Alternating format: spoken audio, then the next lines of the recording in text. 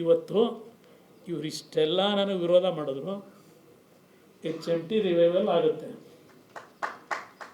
ಅದರ ಜೊತೆಗೆ ವಿಶ್ವೇಶ್ವರಯ್ಯ ಪ್ಲ್ಯಾಂಟ್ಗೂ ಈಗಾಗಲೇ DPRA ನಡೀತಾ ಇದೆ. ನೆನ್ನೆ ನಮ್ಮ ಸೆಕ್ರೆಟ್ರಿ ಕಳಿಸಿದ್ದೀನಿ. ನಮ್ಮ ಸೇಲಂ ಸ್ಟೀಲ್ ಪ್ಲ್ಯಾಂಟು ಮತ್ತು ಇಲ್ಲಿ ವಿಶ್ವೇಶ್ವರಯ್ಯ ಸ್ಟೀಲ್ ಪ್ಲ್ಯಾಂಟ್. ಭಗವಂತ ಮತ್ತು ನರೇಂದ್ರ ಮೋದಿ ಅವರ ಆಶೀರ್ವಾದದಲ್ಲಿ 2 ಇಲಾಖೆ ನಡೆಸ್ತಾ ಇದ್ದೀನಿ. ನನಗೇನು ಅಧಿಕಾರ ಇಲ್ಲ ಅಂತ ನಾನು ಕೊರಗೇನಿದೆ ನನಗೆ. ಇಲ್ಲಿ ರಾಜ್ಯ ಉಳಿಸಿ, ಈ ರಾಜ್ಯ ಚಿನ್ನದಂಥ ರಾಜ್ಯ ಇದೆ, ಅತ್ಯಂತ ಸುಭಿಕ್ಷವಾದ ರಾಜ್ಯ ಇದೆ. ಅನ್ಯಾಯ ಮಾಡಿಬಿಡಿ. ಏನು ಡೆವಲಪ್ಮೆಂಟ್ ನಡೀತಾ ಇದೆ ಬೆಂಗಳೂರಿನಾಗ? ಏನು ಯಾವ ಬ್ರ್ಯಾಂಡ್ ಬೆಂಗಳೂರು ಮಾಡ್ತೀರಿ? ಹೆಸರಿಡಿದ ತಕ್ಷಣ ಚೇಂಜ್ ಆಗಲ್ಲ. ಏನು ಕೆಲಸ ಮಾಡ್ತೀರಿ ಕಣ್ಣು ಮುಂದೆ, ಅದು ಇವತ್ತು ಬದಲಾವಣೆ ತರಲಿಕ್ಕೆ ಸಾಧ್ಯ. ಇವತ್ತು ಈ ಸರ್ಕಾರಕ್ಕೆ ಮರ್ಯಾದೆ ಇದ್ದರೆ, ನಾನು ನಮ್ಮ ಸ್ನೇಹಿತರುಗಳು ಮಿತ್ರ ಪಕ್ಷ ನಮ್ಮನ್ನೇನು ಯಾರು ಹೊಡೆಯೋಕ್ಕಾಗಲ್ಲ, ನಾವು ಒಟ್ಟಾಗಿ ಇರ್ತೀವಿ. ಭಾಳ ಜನಕ್ಕೆ ಏನೋ ನಾವು ಬೇರೆ ಬೇರೆ ಆಗ್ಬಿಟ್ಟಿದ್ದೀವಿ ಅಂತೇಳಿ ಕೆಲವರು ಮಾತಾಡ್ತೀವಿ. ಯಾವುದೇ ಕಾರಣಕ್ಕೂ ಈ ರಾಜ್ಯದಲ್ಲಿ ಈ ಮೈತ್ರಿ ಹೊಂದಾಣಿಕೆ ಒಂದು ಒಳ್ಳೆಯ ಸರ್ಕಾರ ತರಲಿಕ್ಕೆ, ಈ ರಾಜ್ಯದ ಅಭಿವೃದ್ಧಿಗೆ ಒಟ್ಟಾಗಿ ಕೆಲಸ ಮಾಡ್ತೀವಿ. ನಾನು ಅಶೋಕ್ ಅವರಿಗೆ, ವಿಜಯೇಂದ್ರ ಅವರಿಗೆ ಮನವಿ ಮಾಡೋದು, ನಮ್ಮ ರವಿ ಅವರಿದ್ದಾರೆ, ಅಲ್ಲಿಂದ ನಮ್ಮ MP ಅವರಿದ್ದಾರೆ, ನಾರಾಯಣ ಸ್ವಾಮಿ ವಿರೋಧ ಪಕ್ಷದ ನಾಯಕರಿದ್ದಾರೆ. ಇದನ್ನು ಇಲ್ಲಿಗೆ ಬಿಡ್ತಕ್ಕಂಥದ್ದಕ್ಕಿಂತ ಇವರ ಈ ಅನಾಚಾರಗಳಿದೆಯಲ್ಲ, ಇದರ ವಿರುದ್ಧ ರಾಜ್ಯದಾದ್ಯಂತ ಒಂದು ಕಾನೂನು ಹೋರಾಟ ಬೇರೆ, ಒಂದು ಜನಗಳನ್ನು ಜಾಗೃತಿಗೊಳಿಸ್ತಕ್ಕಂಥದ್ದಕ್ಕೆ ನಾವು ಹೋರಾಟ ಮಾಡ್ತಕ್ಕಂಥದ್ದು ಒಂದು ತೀರ್ಮಾನ ಮಾಡಬೇಕಾಗ್ತದೆ. ಇವತ್ತು ಅತ್ಯಂತ ನೋವಿನಿಂದ ಈ ಒಂದು ಪತ್ರಿಕಾಗೋಷ್ಠಿ ನಡೆಸ್ತಾ ಇದ್ದೇವೆ, ಭಾಳ ನೋವಿನಿಂದ.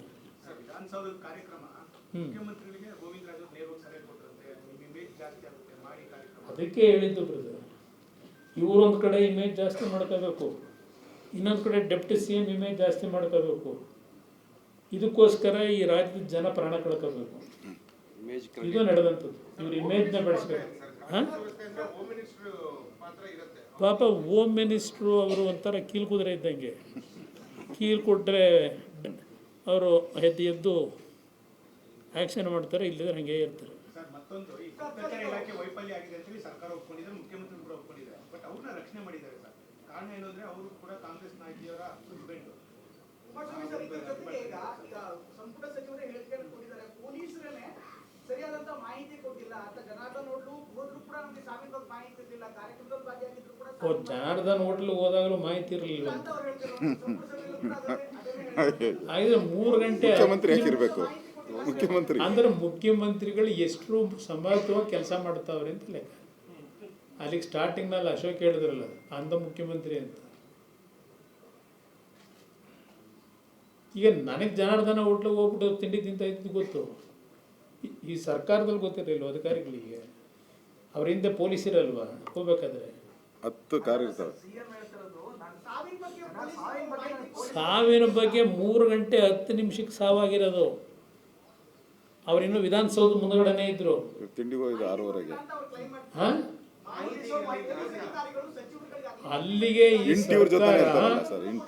ಅಲ್ಲಿಗೆ ಈ ಸರ್ಕಾರ ಎಷ್ಟರ ಮಟ್ಟಿಗೆ ನಮ್ಮ ಅಧಿಕಾರಿಗಳಿಂದ ಕೆಲಸ ತೆಗಿತಾವ್ರೆ. Total failure. ಇವ್ರದೇ ಫೇಲ್. ಇಂಟೆಲಿಜೆನ್ಸ್ ಇವ್ರ ಕೈಲೇ ಇರೋದಿಲ್ವಾ?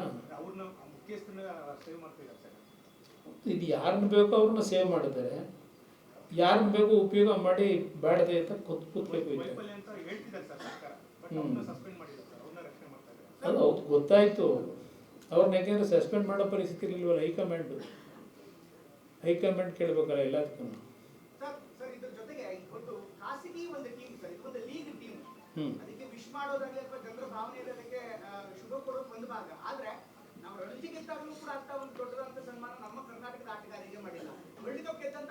ರಾಹುಲ್ ದ್ರಾವಿಡ್ ಅವರು ನಮ್ಮೂರವರಾಗಿದ್ರು ಕೂಡ ಒಂದೇ ಒಂದು ಶಾಲಾ ಆಗಲಿ ಒಂದು ಸನ್ಮಾನ ಆಗಲಿ ಸರ್ಕಾರಗಳು ಮಾಡಿಲ್ಲ.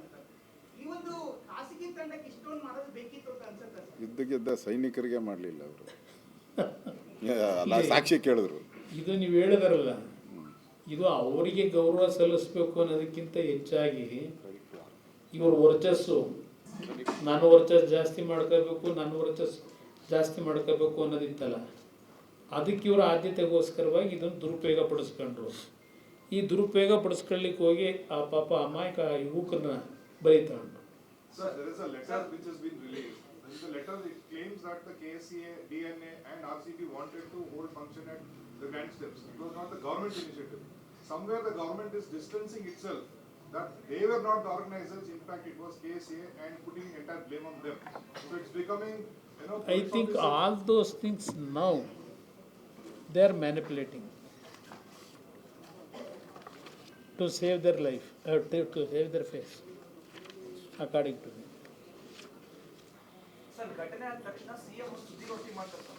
ಇವರು ಫಸ್ಟ್ ಕೇಳಿದ್ದು KCA ಸ್ಟೇಡಿಯಂನಲ್ಲಿ, ಆಮೇಲಿಂದ ಇಲ್ಲಿ ವಿಧಾನಸೌಧ ಮುಂಭಾಗ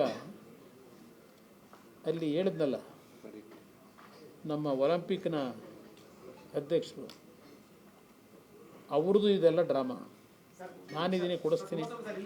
ಹಾಂ,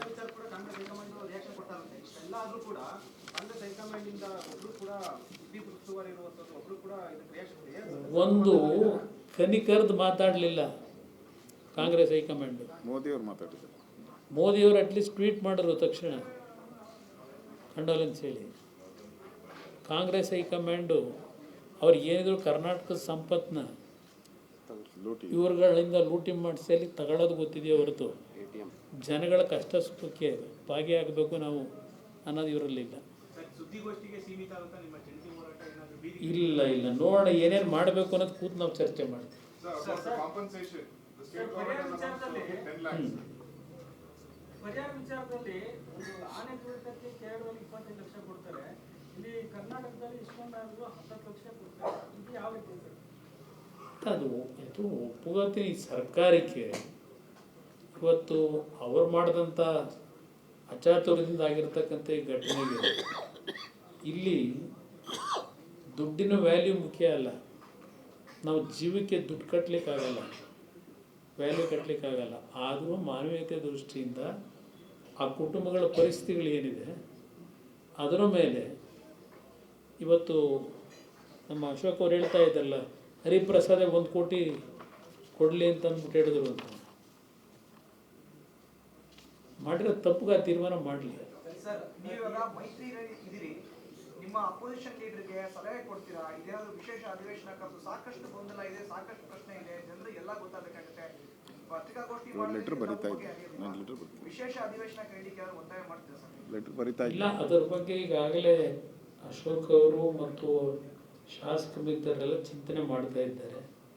ಬಹುಶಃ ತಕ್ಷಣದಲ್ಲಿ ಒಂದು ಲೆಟ್ರ್ ಬರೆದು ಈ ಸರ್ಕಾರದ ಈ ನಡವಳಿಕೆ ಬಗ್ಗೆ ಇಲ್ಲ ವಿಶೇಷ ಅಧಿವೇಶನ ಕರಿಬೇಕು ಅಂದರೆ ಅದಕ್ಕೂ ಕರೀತಕ್ಕಂಥದ್ದಕ್ಕೆ ಆಗ್ರಹಿಸ್ತೀವಿ.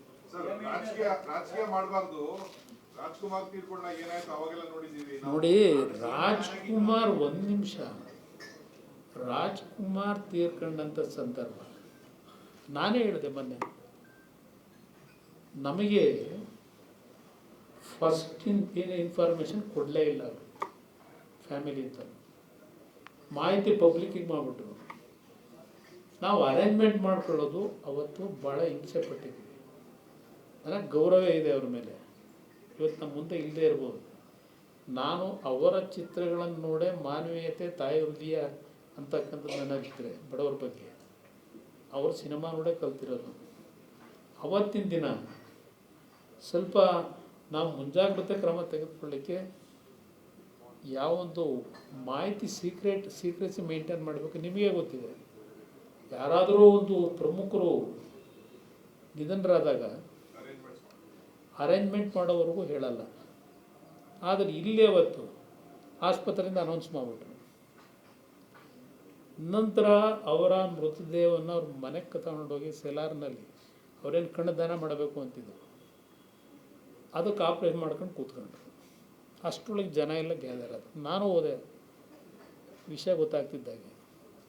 ಆಮೇಲೆ ನಾವು ಕಂಠೀರವ ಸ್ಟೇಡಿಯಂನಲ್ಲಿ ಅರೇಂಜ್ಮೆಂಟ್ ಏನು ಮಾಡಬೇಕೋ ಮಾಡಿದ್ವಿ, ನೀಟಾಗಿತ್ತು. ಬೆಳಗ್ಗೆ 10 ಗಂಟೆಗೆ ಕೆಲವು ಟೆಂಪೋಗಳಲ್ಲಿ ಕೆಲವು ಗೂಂಡಾಗಳು ಸಿಮೆಂಟ್ ಡಬ್ಬಗಳು ಇವೆಲ್ಲ ಎತ್ಕೊಂಡು ಒಂದು ಬೆಂಕಿ ಹಚ್ಚಿ ಒಂದು ಅಶಾಂತಿ ವಾತಾವರಣ ಸೃಷ್ಟಿ ಮಾಡಬೇಕು ಅನ್ನೋದಕ್ಕೆ ಪ್ರಯತ್ನ ಪಟ್ಟರು. ಇಲ್ಲಿ ನಮ್ಮ ರಾಜ್ಯದಲ್ಲಿ ಯಾರಿದ್ದಾರೆ ಅಂತ ನಿಮಗೆ ಗೊತ್ತಲ್ಲ. ನನಗೆ ಅವತ್ತು ನಮ್ಮ ಸರ್ಕಾರದ ಇಮೇಜ್ ಹಾಳು ಮಾಡಬೇಕು ಅಂತ ಆ ಒಂದು ಘಟನೆಗೆ ಏನು ಹೊರಟರು, ಗೋಲಿಬಾರ್ ಆಯಿತು, ಇಬ್ಬರು ತೀರ್ಕೊಂಡು ಹೋದರು. ಅದಾದಮೇಲೆ ಕಂಟ್ರೋಲಿಗೆ ತಂದರು. ಅದೇ ಅಂಬರೀಷ್ ಅವರು ತೀರ್ಕೊಂಡಾಗ ಏನಾದ್ರು ಒಂದು ಸಣ್ಣ ಘಟನೆ ಆಯಿತಾ, ನಾನೇ ಮುಖ್ಯಮಂತ್ರಿ ಇದ್ದೆ. ಆದರೆ ಅವತ್ತಿನ ಅನುಭವ ಪುನೀತ್ ರಾಜ್ಕುಮಾರ್ ಇದ್ದಾಗೂ ಮಾಡಿದ್ರಿ. ಪುನೀತ್ ರಾಜ್ಕುಮಾರ್ ತೀರ್ಕೊಂಡು ಹೋದಾಗ ಇದೇ ಇದಕ್ಕಿಂತ ಜಾಸ್ತಿ ಜನ ಮಿತ್ರ ಪಕ್ಷ ಅವತ್ತು ಒಂದು ಸಣ್ಣ ಘಟನೆ ಆಗೋಕ್ಕೆ ಅವಕಾಶ ಕೊಡಲಿಲ್ಲ. ಅದರಿಂದ ಅದನ್ನು ಇದಕ್ಕೆ ಹೋಲಿಕೆ ಮಾಡೋದು ಆ್ಯಕ್ಚುಲಿ ಅವ್ರ ಸಣ್ಣತನ ಅಷ್ಟು. ಸರ್, ಈಗ ನೀವು ಮುಖ್ಯಮಂತ್ರಿ ಇದ್ದಾಗ ಚಲನಚಿತ್ರ ಪ್ರಶಸ್ತಿ ಪ್ರದಾನ ಸಮಾರಂಭ ಮಾಡಿದ್ರು ಸಿಟಿವಿಕೆಯಲ್ಲಿ. ಅಲ್ಲಿ ಮುದ್ದೂರಲ್ಲಿ ಅಥವಾ ಮಂಡ್ಯದಲ್ಲಿ ಅನ್ಸುತ್ತೆ ಬಸ್ ಅನಾಹುತ ಆದಾಗ ನೀವು ಆ ಫಂಕ್ಷನ್ ಸ್ಟಾಪ್ ಮಾಡಿದ್ರಿ. ಆದರೆ ಇಲ್ಲಿ ಪ್ರಾಣಿಗಳು ಹೋಗುವಂತ ಗೊತ್ತಿದ್ದು ಕಾರ್ಯಕ್ರಮ ನಿರಂತರ ನಡೀತೆ. ಅವರು PFPS ಗೊತ್ತಿರುತ್ತೆ ಸರ್ ಮಾಹಿತಿ, ಆದರೂ ಕೂಡ ಕಾರ್ಯಕ್ರಮ ನಡೆದಿದೆ ಅನ್ನೋದು ಸರ್. ಇಲ್ಲ, ಈಗ ತೀರ್ಕೊಂಡು ಹೋಗಿರೋ ಘಟನೆ ಗೊತ್ತಿದ್ದು ಅಲ್ಲಿ ಮುತ್ತು ಕೊಟ್ಕೊಂಡು ಕೂತಿದ್ರು. KCA ಸ್ಟೇಡಿಯಮ್ಮಲ್ಲಿ ಇವರು ಜನಾರ್ದನ ಹೋಟ್ಲಲ್ಲಿ ಅವ್ರ ಮೊಮ್ಮಗನ ಕರ್ಕೊಂಡೋಗಿ ಬಾಸುಂದಿ ತಿನ್ಕೊಂಡು ಇವ್ರು ಕೂತಿದ್ರು. ಇವರಿಬ್ಬರದು ವ್ಯತ್ಯಾಸ ಎಷ್ಟು ನಡೆದಿರೋದು. ಅವರಿಗೆ ಅಧಿಕಾರಿಗಳ ಮೇಲೆ ಇವತ್ತು ಆ್ಯಕ್ಷನ್ ತೊಗೊಂಡಿರ್ತಕ್ಕಂಥದ್ದು ಏನಿದೆ, ಇದು ಅವರ ತಪ್ಪುಗಳನ್ನು ಮುಚ್ಕೊಳ್ಳಿಕ್ಕೆ. ಅಧಿಕಾರಿಗಳಿಂದ ಇಲ್ಲಿ ಯಾವುದೇ ರೀತಿಯ ಲೋಪ ಆಗಿರಲಿಲ್ಲ. ಅವರು ಕೊಟ್ಟಂಥ ಸಲಹೆಗಳನ್ನು ಧಿಕ್ಕರಿಸಿ ಈ ಸರ್ಕಾರ ನಡ್ಕೊಂಡಂಥ ರೀತಿ ಇದೆಯಲ್ಲ, ಅದರಿಂದ ಇವತ್ತು ಇಷ್ಟೆಲ್ಲ ಆಗಿದೆ. ಸರ್ಕಾರ ಜವಾಬ್ದಾರಿ ತಗೋಬೇಕಿಲ್ಲ. ಪಾಪ 4 ಜನ ಅಧಿಕಾರಿಗಳನ್ನ ಸಸ್ಪೆಂಡ್ ಮಾಡಿ ಒಂದು 15 ದಿವಸ ಅವರ ಇಮೇಜ್ ಹಾಳು ಮಾಡೋದು ಅಷ್ಟೇ ಇವ್ರ ಕೆಲಸ.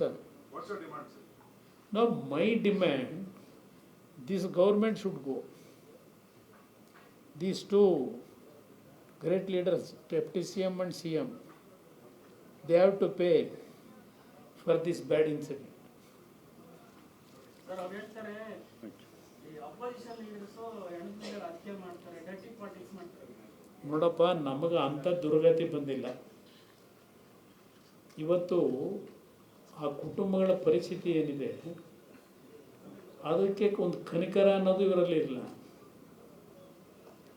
ಇವತ್ತು ವಿರೋಧ ಪಕ್ಷ ಇರೋದೇ ಅದಕ್ಕೆ.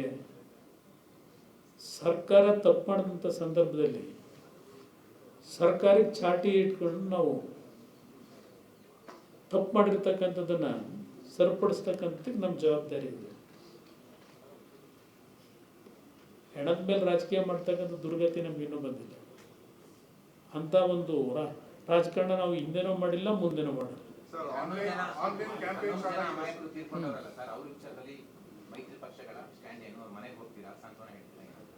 ನೋಡೋಣ, ಅವ್ರ ಮನೆಗಳಿಗೆ ಹೋಗಬೇಕು ಅನ್ನೋದು ಇದೆ. ನಮ್ಮ ಪಕ್ಷದಿಂದಲೂ ಅಷ್ಟೇ, BJP ನಮ್ಮ ಸ್ನೇಹಿತರುಗಳನ್ನು ಅದು ಹಲವಾರು ಭಾಗದಲ್ಲಿ ತೀರ್ಕೊಂಡು ಹೋಗಿದ್ದಾರೆ. ಒಂದು ದಿವಸದಲ್ಲಿ ಎಲ್ಲ ಕಡೆ ಹೋಗ್ಲಿಕ್ಕಾಗೋದಿಲ್ಲ.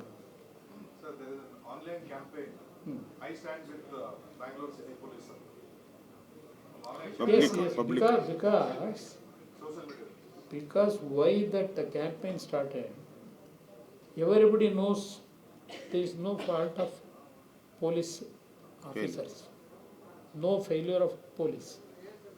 This is the failure of this government. That's why this campaign is going on.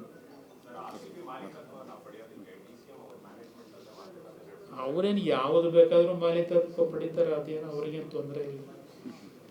ಅವ್ರಿಗೆ ಏನು ಬೇಕಾದರೂ ಮಾಡ್ತಾರೆ.